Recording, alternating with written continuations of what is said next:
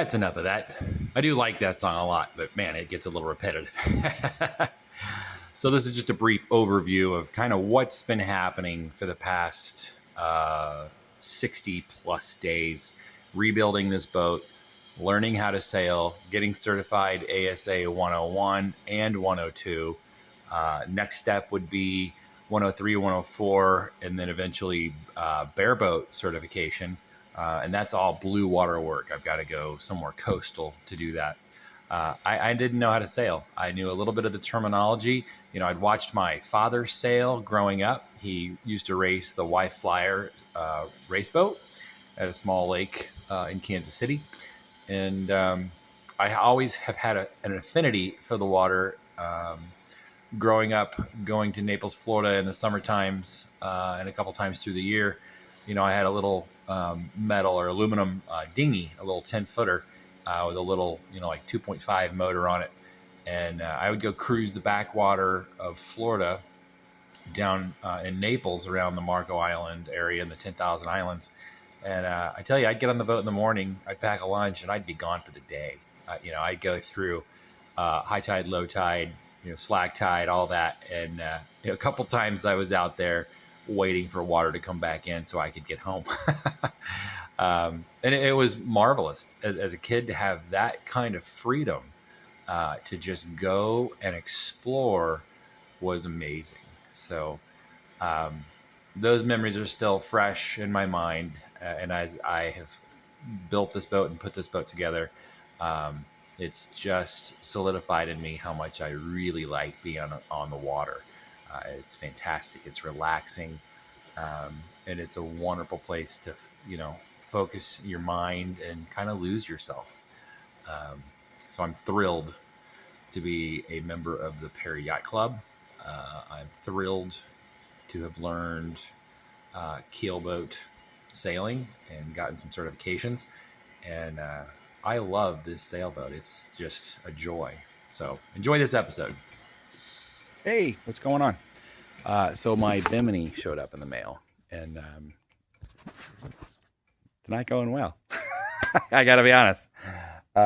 It's too tall. Other than that, I think it's an appropriate size. It could be a little wider as the width or the beam of the boat, but I think it's great front to back. I love the color. It matches my blue stripe. I'm going to make it work because I don't think there's a Bimini in existence that will be perfect for my application. And of the 80 that I looked through, I couldn't find anything near measurements that were like, oh yeah, that's going to be the one, or that's going to be the closest. This was kind of it. I knew every one of them was going to be too tall, and it's because my mast rides so low because my main is so tall. That's something I could fix in the future if I, bought a new sail that was perfect for this boat. I kind of suspect this sail does not go to a Laguna 24S. Maybe the mast was lowered years past, but we could raise the gooseneck on the boom on the mast. And, we could probably get a foot, but that would require some either A, constantly reefing the main, shortening it, or B, ordering a new sail that now fits this new, I believe that's the eye length, the eye measurement of the mast down to the boom, top of the mast.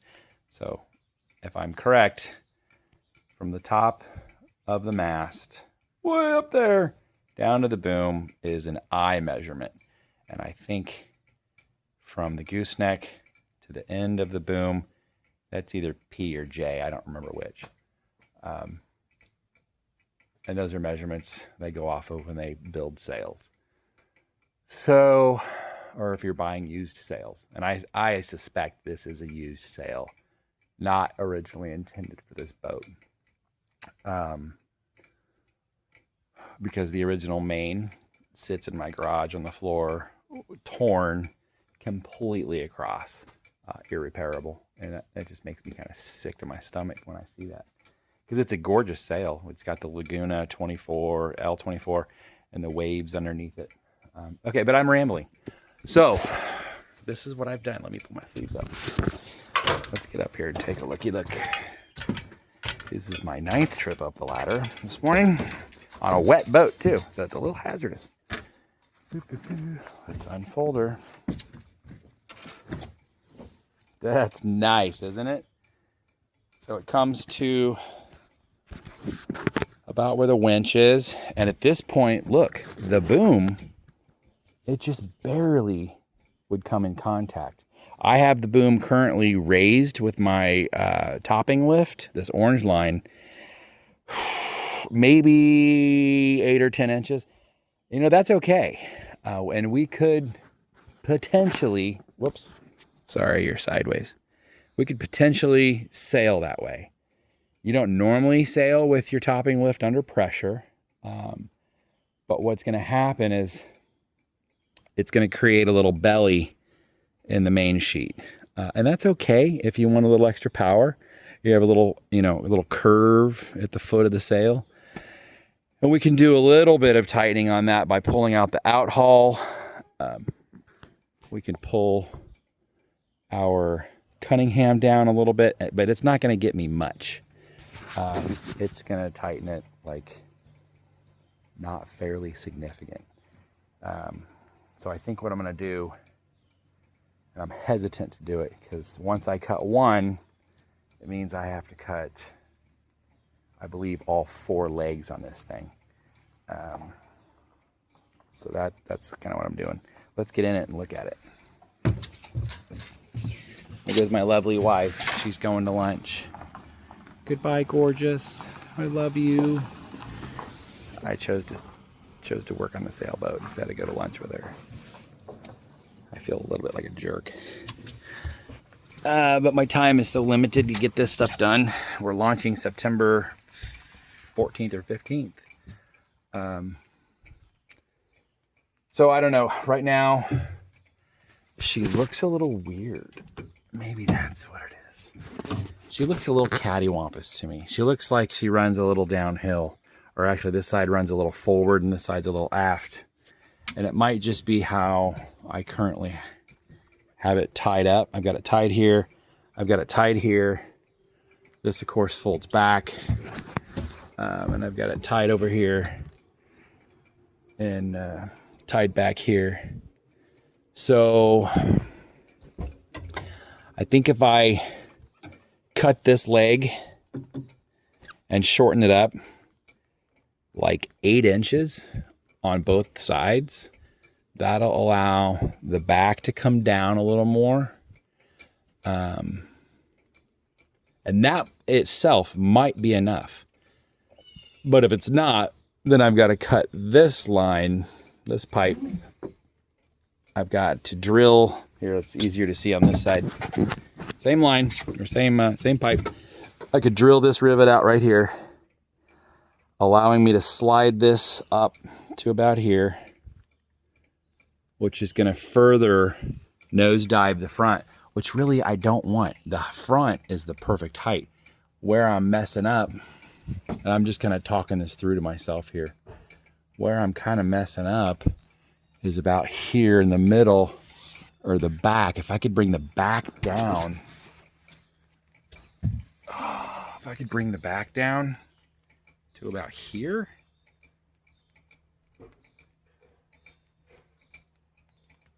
that's 6 inches at least. That's 8 inches to my head. So if I could bring it down, 1, 2, 3. If I could bring it down 6 inches, that'd be great. So I'm gonna sit here and use my engineering brain to figure out, how do I lower the back by 6 inches?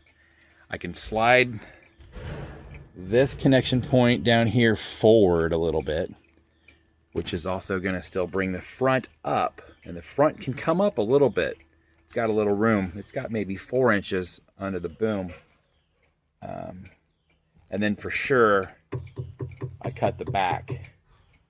And that's okay. That's an easy cut. That's just, can you see down there where my finger is?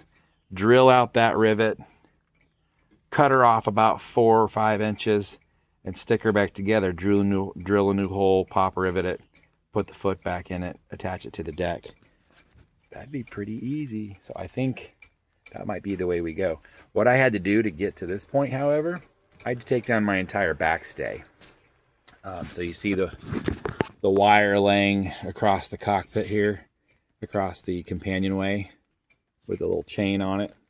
That's my backstay. And right now, I've got my extra big halyard holding it.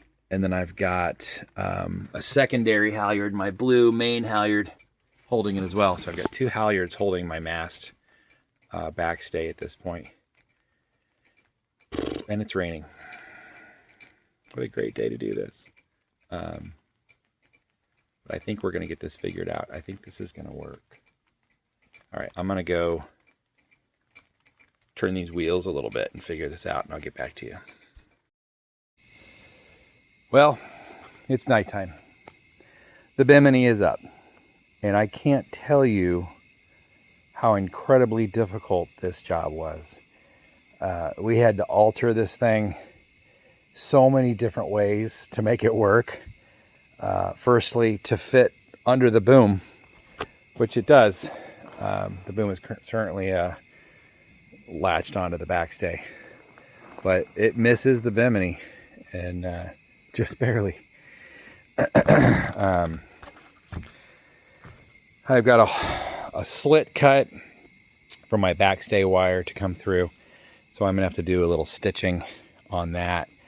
And I've got a pretty good size hole where the solar array pops up through. Gonna have to do a little stitching on that, and that's okay. My biggest concern was getting the thing up, getting sun coverage, being immune suppressed. I am like 100 times more susceptible to skin cancer than normal people, because my body just doesn't shed those cells that might be getting damaged. It doesn't recognize that, oh, that might be a little, bad thing to get rid of. It doesn't see that. And so I've already had like 3 things frozen off of me. 2 on my face, 1 on the back of my leg that were, little pre-cancers. Hush! Poppy coming over to say hi. Hi, I'm up here. Hi, baby. Hi. Oh, there's 3 Bostons now. There's 1. Hi, baby. Up here, guys. Hi. That's Poppy and Penny. And there's Pip. There's my dog. And they're all my dogs, but Pip is the one that just absolutely steals my heart. I mean, let's be honest, they all do. But so let's go in the Bimini now. I'm doing a video. Yep. So it when it's unlatched here, this will flip up. The second bow flips up to a certain point where then it hits the backstay. And there's nothing I can do about that. So it won't fold all the way back, unfortunately. Now, maybe when I have more time, or maybe next year, I will split my backstay wire. I'll put a loop in it up here, maybe way up here, put an eyelet, sway John and I, and then split with 1 wire going outboard here, 1 wire going outside there, and effectively be able to flop the Bimini all the way back. I could still do that. It's still something I could do pretty quickly. I have to go rent the swager anyway, because I'm running new lifelines. I have the cable, so why not replace them? I'm sure these are original. Okay, so now we're in the Bimini. And I'm sorry I can't, I can zoom out a little more. So this is great. It's a lot of headroom. I'll sit typically here or there, or kind of midship when if I'm solo sailing. I'm gonna need to be able to work jib sheet here, the main sheet, so I'll sit. Oh, now my butt's nice and wet. Jesus. I'll sit about here and jump back and forth, which is awesome. It gives me good cover to here. And this is right about my head height. I have to duck a little bit if I'm sitting under it. Sorry, it just got darker. My little security light over there just turned off. So it's going to work. It's going to provide great shade which is exactly what I need. What we had to do, I had to cut this pipe. I took about 8 inches off of it, made it shorter. And this pipe about 8 inches shorter to get the Bimini to squat a little lower, which meant I had to drill out rivets. There's 2 rivets holding on each one of these black attachments onto the pipe. So I had to drill those out, re-drill through, re-rivet all this stuff. Oh, I keep hitting that thing there. So that is a rivet I put in, one here, one on this side. Same thing down there, 2 into that one. I changed the angle here. This was way up high, and I brought this way down here, re-riveted it. There's the original hole there, and brought this, instead of coming forward and being in the way of my cam cleat, because this is not a self-tailing winch, I got to be able to cleat my jib sheet. So I brought the attachment eyelet back here and ran this. It's a little bit of an angle back, and I can tighten that up as needed, but it's holding the Bimini down so the wind won't pull it up. Solar went right back in place as it should be. I've got to do a little zip tying back together. Let me see if I can turn my light on. Oh, there we go. I'm sorry, guys. That's so much better. Remounted my Life Link rescue sling. A little bit different position. I had it between those bars, and it's much better outboard there like that on the edge. So yeah, it's a nice cockpit area. I put my cup holders back here. They were there, and here I moved my fishing rod holder out here from there. It's a better place. My lifeline will clip here. And now this is cool. If I unclip the Bimini, I'm going to see if I can do this with one hand. It's a little tough. I don't like these clips that come with it. It's a little long.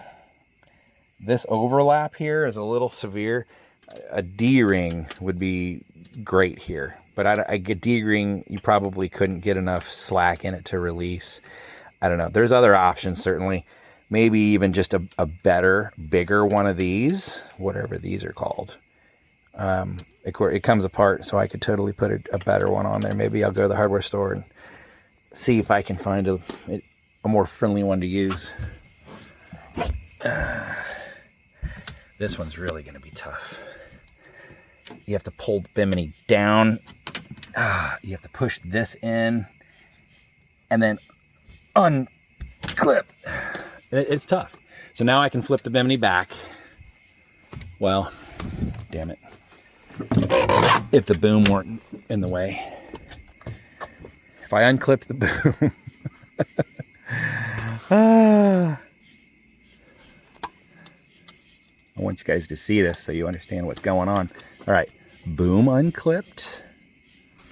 Boom out of the way. Bimini back. So I can get middle bow back to the wire, front bow back, and I can get it to there. And it's pretty good. I think you could certainly travel like that. It's going to take wind. But if we're dragging the boat somewhere on the highway, we're pulling the backstay down anyway to put the mast down.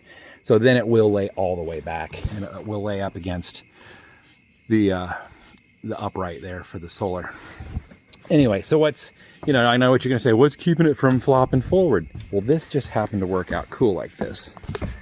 That same little tie down for the front. Now I can connect to my lifeline connect point. Just like that. Just like that. And now it can't come forward.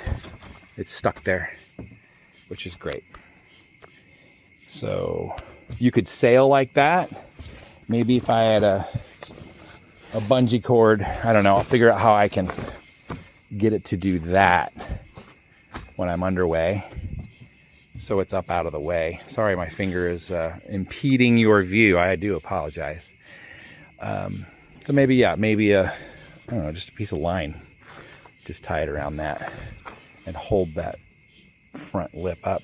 And then you can sit here. So now I'm in the very back of the cockpit, and I'm still just barely covered.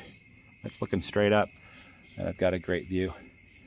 So, you know, I don't have to have the Bimini all the way down. It's a beautiful day out, and maybe you want a little bit of sun. You know, you've got shade on your back, which is awesome. If I turn the camera around, I'm gonna, you know what I'm gonna do? I'm gonna flip around. Okay, sorry, I know, shirt's off again. I keep turning that stupid thing on. So there, now you can see, Bimini's just barely above me there.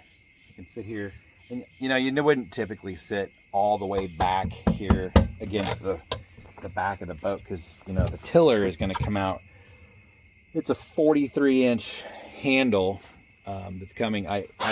So spoiler, I had ordered this custom piece of gorgeous wood to be my new tiller, and it's this African artist that carves these walking sticks, and they have these great big round spheres or kind of an egg shape at the top of the walking stick, and amazing woods. I had selected teak as my wood because teak goes on a boat.